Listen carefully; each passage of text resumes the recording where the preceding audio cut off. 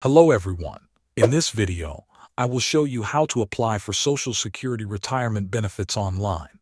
Start by opening your web browser and go to Social Security Administration official website at ssa.gov.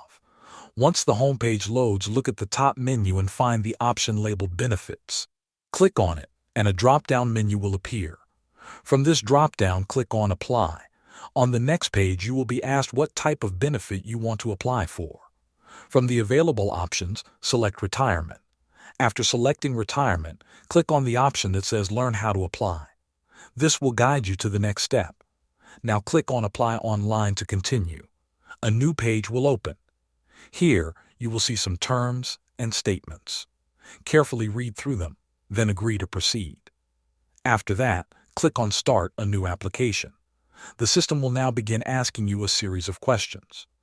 First, it will ask about the person completing the application. You can choose whether you are applying for yourself or helping someone else who is not with you. Select the correct option and continue.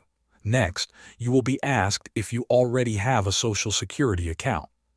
If you do, simply log in and proceed. If not, you will need to continue as a new user.